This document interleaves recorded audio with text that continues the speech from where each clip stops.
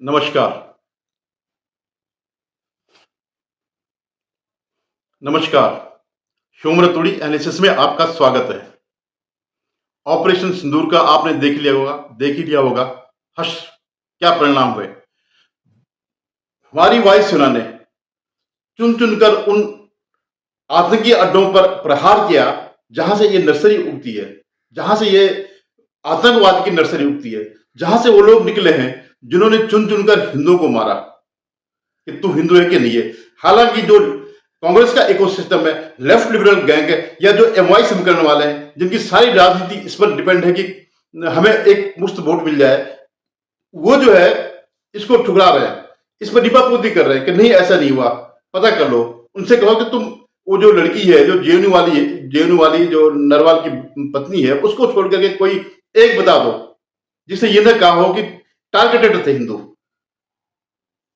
तो ये जो हमारा ऑपरेशन सिंदूर है, आपको एक एक चीज अब तक पता चल गई हुई, किस तरह से जो है कल रात आधी रात का सुबह अर्ली मॉर्निंग को जो है हमारे वायुसेना ने उन्हीं को टारगेट किया।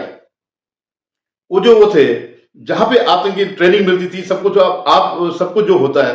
अब आप ये तो नहीं हो सकता है कि हम जनता के बीच जाकर के एग्जैक्टली कि कौन आतंकी है, आज तक ये कोई ऐसी पॉलिसी नहीं बनी, आज तक ऐसी कोई तकनीक विकसित नहीं हुई कि आप एक पिन पॉइंट कर सके कि हाँ ये आतंकी था जिसने ये किया है। तो लेकिन जो सेंटर है जहां से होता है, एक दहशत पैदा हो जाएगी, सदियों तक दहशत पैदा हो जाएगी। ये जो आक्रमण जो हुआ है, ये जो हमला हमने किया था, जो जवाब दिया था हमारी वायुसेना ने, वो इनके लिए याद रखेगा जिंदगी भर के लिए। ये जो बदतर हूर वाले हैं ना, इन सब के लिए जवाब है कि अगर यहां पनपोगे तो भारत की सेना, भारत जो है, तुम्हें कहीं पर भी, वो मोदी जी ने कहा था ना कि हम पाताल से भी ढूंढ के लाएंगे। आपको याद है ना, जब सेकेंड वर्ल्ड वॉर से पहले यहूदियों पर इन्होंने वो किया था, यहूदियों को भी नरसंहार हुआ था। तो जो मोसाद उनकी वो थी, सेना थी, वो जो इनकी जासूसी संस्था, इन्होंने 20-30 साल तक एक एक को ढूंढा दुनिया से, जो इसके वो थे, गुनाहगार थे यहूदियों के। जो ये जो नाजी थे जिन्होंने इनको मारा, कोई अर्जेंटीना में छिपा था, दुनिया के कोई किसी भी कोने में छुपा हो उसको उन्होंने मारा। कोई 80 साल का, 90 साल का, 92 साल का, ये सब उड़ाए, और ऐसे ये भी उड़ाए जाएंगे। ये कोई कांग्रेस का राज नहीं है कि हाँ हो गया छोड़ दिया, इसको लाए नहीं जो अभी जो, हाँ तसव्वुर राणा है, लाए नहीं। आज तक क्यों नहीं आया? क्योंकि प्रयास नहीं किया किसी सरकार ने। जब ये सरकार आई, उन्होंने कहा चुन चुन के बदला लेंगे, और ये लाए गए। ऐसे जो इंडिविजुअल है वो ऐसे पकड़े जाएंगे। और आपको पता होगा कि कुछ जितने भी गुनाहगार थे, बहुत ज्यादा संख्या में गुनाहगार थे, जो हमारे अनाम हुए हैं, वीर हैं, उन्होंने वहां पाकिस्तान में जाके मारा। हालांकि कोई नहीं क्लेम करता भारत सरकार की हमने किया, लेकिन विदेशी इस बात को क्लेम करते हैं, और ये हर जगह यही कहते हैं कि भारत हमारे अंदर घुस करके इनको करता है। तो ये जो ऑपरेशन सिंदूर है, वहां तो मारे मारे, लेकिन इसका एक दूसरा इफेक्ट भी था। ये जो यहां पर उनकी विधवाएं बैठी हैं, कांग्रेस, सपा, वामपंथी, ये भी विधवा हो गए। ये मैं कई बार कह चुका, ये जो लोग कभी भारत के साथ नहीं है, ये हमेशा जो है पाकिस्तान के साथ है या चीन के साथ है। अब आपको कांग्रेस को तो पता ही होगा, एमओयू है चीन के साथ। किस बात का एमओयू है? जिस चीन ने इसका अपमानित किया था नेहरू को, हमारे 38,000 वर्ग किलोमीटर जमीन खरीद चीनी थी, तो उसके साथ एमओयू कर रहे हैं। कोई दूसरा साक्ष्य चाहिए क्या कि आपके देशद्रोही होने का? बता दो हमें, कोई दूसरा साक्ष्य चाहिए?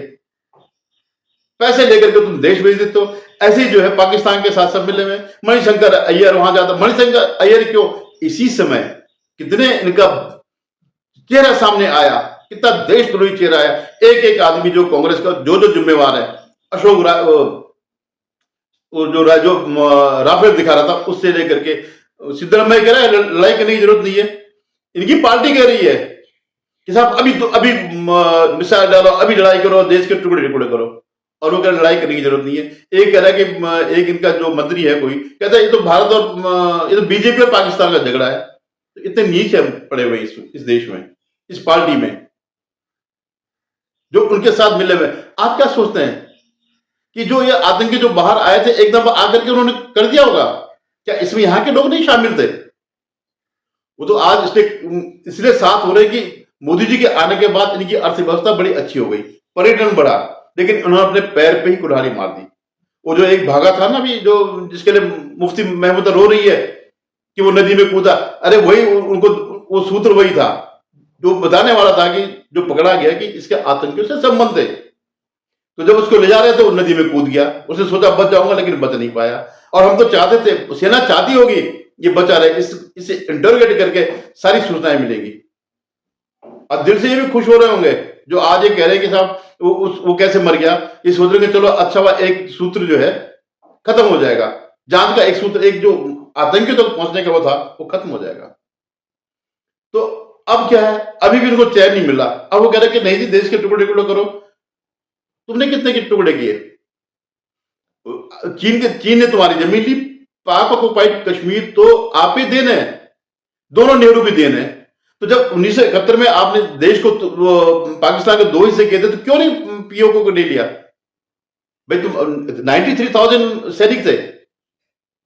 और कहने की बात है, कोई देश तब तक नहीं टूटता जब तक उसमें आंतरिक वो न हो, विद्रोह न हो। बांग्लादेश क्या इतनी आसानी से बन गया था? वहां उनकी मुक्ति वाहिनी थी और लगातार जनता में संघर्ष था। लेकिन पाकिस्तान भी टूटेगा, आप भी मान के चलो, क्योंकि वहां भी आंतरिक संघर्ष चल रहा है। आप उसको तो मान के चलेगा, जो ये बलूचिस्तान है वो तो तब से लड़ रहा है, और अब जब इनकी कमर टूट जाएगी और इनकी पोल खुल गई, पाकिस्तान की और चीन की पोल खुल गई इस एक हमले से। कहां गया इनके एयर डिफेंस सिस्टम? हमने 9 जगह पर टारगेट किया, इतनी मिसाइलें भेजी, हमारे वो भी गए थे, जेट फाइटर ने भी वो किया, तो कहां गया भाई? क्योंकि ये चीन का सिस्टम है। और चीन के लिए सबसे शर्म की बात यही है कि जो सिस्टम वो बेचता है, जो विमान, अभी हालांकि उन्होंने विमानों का शायद प्रयोग नहीं किया, लेकिन सब कुछ चीन के हाथ पर है, वो सब फेल हो गया। वो जो इन गरीब देशों को बेचता है ना अपना चीनी माल, उसकी पोल खुल गई। अब चीन भी चाहेगा कि लड़ाई ना हो, क्योंकि अगर लड़ाई होगी तो उसके भी वहां पर फाइटर है, जे समथिंग करके कुछ वो है, वो जो इनके रडार में आ जाएंगे, पहला वो निशाना वही बनेंगे। वो जो कह रहे थे हमारे पास गोरी और गजनी और फलाने मिसाइलें, कहां गए भाई तुम्हारी मिसाइलें? फिर हमने डिब्बे में सजाने के लिए थोड़ी रखी है, फिर क्या हुआ, कहां है वो तुम्हारी? वो तो पाकिस्तान टूटेगा, इसमें दो राय नहीं है, लेकिन ऐसे नहीं टूटा जैसे ये चाह रहे हैं कि हमारी सेना जाए और अंदर उसमें तोड़फोड़ मचाए। ये तो इसलिए कह रहे हैं कि अगर हमने ऐसा किया सरकार ने, तो जो उसके परिणाम होंगे वो बड़े भयंकर होंगे। हम अपनी सेना को कैसे वहां डाल सकते हैं? लेकिन हम अब सहायता देकर के, जब जरूरत पड़ेगी, जब बलूचिस्तान विद्रोह कर लेगा, जब पख्तून लोग विद्रोह कर देंगे, तब हम इसमें इंटरफेयर कर सकते हैं। और भारत ने स्पष्ट कर दिया पूरी दुनिया को बुला बुला करके कि हमने जो है सिर्फ वही टारगेट किया जो आतंकी उसके टारगेट थे। हमने आम सिविलियन पे नहीं किया, जो पाकिस्तान वहां से फायर कर रहा है। और अभी उनको वार्निंग दी थी कि अगर तुमने ये किया तो ये वार का वो होगा। हमने तो सिर्फ वो किया है, जवाब दिया जो इन्होंने आतंकी हमला किया। लेकिन तुमने अगर इसका जो तुम कर रहे हो, जो ये आम आदमी पे कर रहे हो, इसका जवाब मिलेगा और बहुत बुरी तरह मिलेगा। अभी हमने कुछ भी यूज नहीं किया, ना हमारी ब्रह्मोस यूज हुई, ना हमारे इतनी मिसाइल्स हैं, इतने भी जो हमारे इक्विपमेंट है। और आप देखिए ये कॉन्फिडेंस कहां से आता है? हालांकि हमारी सेना बहुत वीर है, जान दे देगी, देती है, लेकिन आज उनको पता हम बहुत सुरक्षित है। क्यों है? आज हमारे पास अत्याधुनिक किस्म की टेक्नोलॉजी है। राफेल जो जेट है, जिसको न खरीदने के लिए ये राहुल गांधी लगातार उसका वो करता कि मोदी जी पर आरोप लगा था कि चौकीदार ही चोर है और राफेल में जो है दलाली हुई है। क्यों कहता हो? क्योंकि राफेल का अगर कोई फर्क पड़ेगा तो चीन पे पड़ेगा, और चीन जो है बार बार इसमें दबाव डाला कि जाके अपने, इनको एमओयू तो ही है, इनमें दबाव डाल रहा था कि जाकर के तुम इसको रोको, किसी तरह इस डील को रोको। तो वो इसीलिए तब से वो कर रहा था। वो तो जब जनता ने और सुप्रीम कोर्ट ने जब इसको डांटा कि चुप रह जाए, तो ये इस मामले में मत बोल, माफी जब मांगी तब जाकर के इसको होश आया कि ये मेरे जो है उल्टे पड़ेगा। और पड़ी क्या था, नहीं तो सुप्रीम कोर्ट उसको मानहानि में कर देती। और फिर 2019 में जो जवाब दिया जनता ने, तो वो उसको समझ गया कि कौन चोर है और कौन खानदानी चोर है। सब जानते हैं, जीप घोटाले से लेकर के और ऑगस्टा वेस्टलैंड हेलीकॉप्टर तक, ये सब घोटालेबाज इन्हीं के घोटाले किए हुए हैं। नेशनल हेराल्ड में तो है ही है। तो जो ये कह रहे हैं कि अभी वो कर दो, ये सब मतलब भारत को भड़काना चाह रहे हैं। लेकिन लेकिन हमारी सेना या हमारा नेतृत्व तो ऐसा नहीं है कि इनके कहने पे आ जाएगा। ये तो पहले दिन से कह रहे थे कि 5 घंटे हो गए, 10 घंटे हो गए, करो ताबड़तोड़ करो। वो जो नहीं नेहा सिंह राठौर, अब वो सब गुणगान कर रहे हैं। ये कोई नहीं गुणगान कर रहा, दिल से पाकिस्तान के साथ है। ये मोदी और बीजेपी के खिलाफ होते होते देश के खिलाफ हो गए, वो दुश्मनों से मिल गए। ये चाहे वो कांग्रेस हो, ये हो, या वो छोटे छोटे जो इनके यूट्यूबर्स हैं, या जो जिनको जो पेरोल पे, जो यूएस एड पे चलते थे। यूएस एड क्या था? उसी में तो सब पलते थे।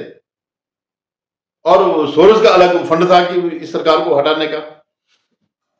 तो अब अभी युद्ध विराम नहीं हुआ, लेकिन अगर और फुल फ्लेज वो आक्रमण भी नहीं हुआ, लड़ाई भी नहीं हुई, हमने टारगेट किया। लेकिन अगर पाकिस्तान अगर नहीं संभला, और पाकिस्तान तभी संभलेगा जब वहां की जनता उनकी सेना के खिलाफ होगी। उनको पता है कि ये जो कुछ कर रहा है, जनता सब ऐसे नहीं होती है, सारे के सारे जो होते हैं बहुत, क्योंकि पाकिस्तानी या इनके जो पढ़ाया जाता है इस धर्म वालों को, तो उसमें यही पढ़ाया जाता है, जिहाद जिहाद, दिमाग में वही भरा पड़ा है। अगर मदरसे में पढ़ोगे तो यही सब होगा। अभी वो दिखा रहे थे ना, एक कर्नल है, मुस्लिम कर्नल, पता नहीं नाम तो सोफिया है, सोफिया कुरैशी। तो मुझे तो खैर लग रहा कुछ जो भी कर, माना मैं मुस्लिम कह रहा, वो क्यों बनी कर्नल? वो मदरसे के नहीं पढ़ी हुई है।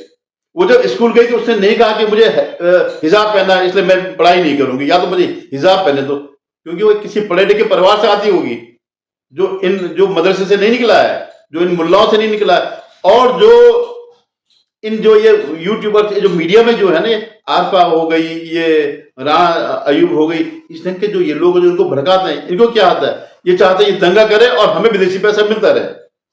या वो एक त्यागी करके है, मुस्लिम है वो, ये सब क्या कर रहे हैं? ये जहर फैला रहे हैं, ये शांति से नहीं रहने दे रहे इन मुसलमानों को, हर समय जो है उनके भड़काते रहते हैं। तो आप देखिएगा कि अभी कुछ भी, मतलब अभी तो कुछ भी नहीं हुआ, अभी तो शुरुआत हुई। लेकिन ये शुरुआत जो है, अगर इन्होंने वो किया इसी तरह जिस ढंग से जम्मू कश्मीर और इसमें जो सीमा पार जो वो कर रहे हैं, एलओसी का वायलेशन कर रहे हैं, अगर ये जारी रहा 1-2 दिन भी, तो इनको जो है इसका परिणाम भुगतने पड़ेगा। ये वार्निंग मिल चुकी है।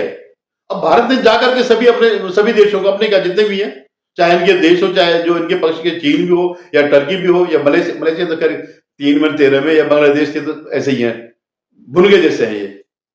तो इन सबको बता दिया, अमेरिका को बता दिया, रूस को बता दिया, जो भी यूरोपियन कंट्रीज हैं जो इनके पक्ष की भी 2-4 माना है, और जो नहीं भी है, जो भारत के साथ है, सबको बता दिया कि ये स्थिति है कि जो हमने बदला लेना था, वो जो हमारे 26 लोग मारे गए थे, 26 जो हिंदुओं को मारा था इन्होंने, उसका हमने बदला ले लिया है।